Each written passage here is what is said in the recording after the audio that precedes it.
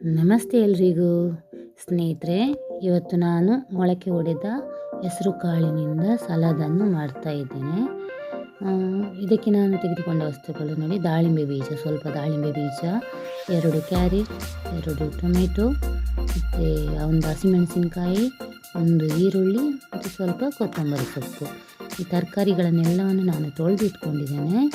ಈಗ ಮೊಳಕೆ ಒಡೆದ ಹೆಸರು ಕಾಳನ್ನು ಬಿಸಿ ಮಾಡಿ ತಣ್ಣಗಾದ ನೀರಿನಲ್ಲಿ ತೊಳೆದು ಸೋಸಿ ಇಡಬೇಕು. ಮತ್ತು ಇಲ್ಲಿ ನಾವು ಈಗ ತೆಗೆದುಕೊಂಡ ಎಲ್ಲ ತರಕಾರಿಗಳನ್ನು ಚೆನ್ನಾಗಿ ಕಟ್ ಮಾಡಬೇಕು. ಆದರೆ ಇದರಲ್ಲಿ ಮೊದಲಿಗೆ ಕ್ಯಾರೆಟನ್ನು ತುರಿಬೇಕು. ಕ್ಯಾರೆಟನ್ನು ಕಟ್ ಮಾಡಿ ಹಾಕಿದರೆ ಚೆನ್ನಾಗಿ ಬರೋದಿಲ್ಲ ಈ ಸಲಾಡ್.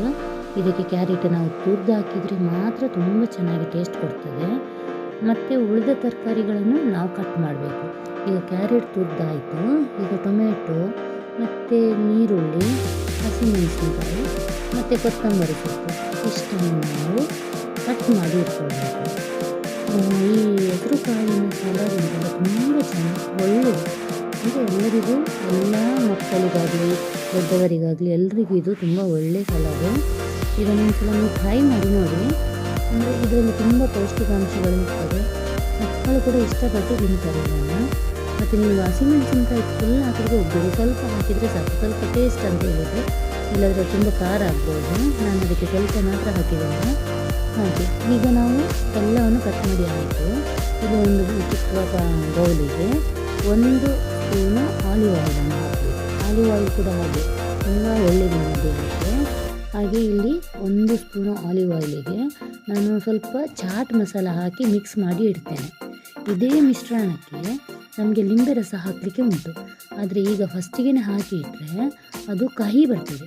ಅದಕ್ಕೆ ನಾವು ಫಸ್ಟಿಗೆ ಇಲ್ಲಿ ಎಲ್ಲ ನಾವು ಕಟ್ ಮಾಡಿ ಇಟ್ಕೊಂಡ ತರಕಾರಿ ಹಾಗೂ ದಾಳಿಂಬೆ ಬೀಜ ಎಲ್ಲವನ್ನು ಒಂದು ಬೌಲಿಗೆ ಹಾಕಿ ಅದು ಮಿಕ್ಸ್ ಮಾಡುವ ಹೊತ್ತಿಗೆ ಏನು ಮಾಡಬೇಕಂತ ಹೇಳಿದರೆ, ಇಲ್ಲಿ ನಾವು ಮೊದಲೇ ಆಲಿವ್ ಆಯಿಲಿಗೆ ಚಾಟ್ ಮಸಾಲ ಹಾಕಿದ್ದೀವಲ್ಲ, ಅದಕ್ಕೆ ಲಿಂಬೆ ಹಣ್ಣನ್ನು ಸ್ವಲ್ಪ ಹಿಂಡಬೇಕು. ಲಿಂಬೆ ಹಣ್ಣಿನ ರಸ ಹಿಂಡಿ ಅದನ್ನು ಸ್ವಲ್ಪ ಮಿಕ್ಸ್ ಮಾಡಬೇಕು.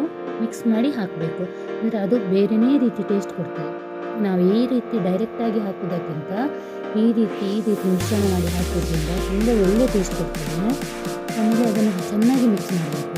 ಚೆನ್ನಾಗಿ ಮಿಕ್ಸ್ ಮಾಡಿದ್ಮೇಲೆ ಅದನ್ನು ನಾವು ಕಟ್ ಮಾಡಿದೆಲ್ಲ ತರಕಾರಿ ಹಾಕಿ ಸ್ವಲ್ಪ ಉಪ್ಪನ್ನು ಹಾಕಿ ಕೊತ್ತಂಬರಿ ಸೊಪ್ಪನ್ನು ಹಾಕಿ ಮಿಕ್ಸ್ ಮಾಡಬೇಕು. ಚೆನ್ನಾಗಿ ಮಿಕ್ಸ್ ಮಾಡಬೇಕು. ನೋಡಿ ಎಷ್ಟು ಒಳ್ಳೆ ಟೇಸ್ಟ್ ಕೊಡ್ತದೆ ಅಂತ ಹೇಳಿದ್ರು. ತುಂಬ ಒಳ್ಳೆಯದು. ಈಗ ನೋಡಲಿಕ್ಕೂ ಚೆನ್ನಾಗಿದೆ ಮತ್ತು ಟೇಸ್ಟು ಅದೇ ರೀತಿ ತುಂಬ ಸಖತ್ತಾಗಿದೆ. ಮತ್ತು ಯಾರಿಗೆಲ್ಲ ಈ ವಿಡಿಯೋ ಇಷ್ಟ ಆಯಿತು ಇದಕ್ಕೊಂದು ಲೈಕ್ ಕೊಡಿ, ಸಬ್ಸ್ಕ್ರೈಬ್ ಮಾಡಿ, ಶೇರ್ ಮಾಡಿ.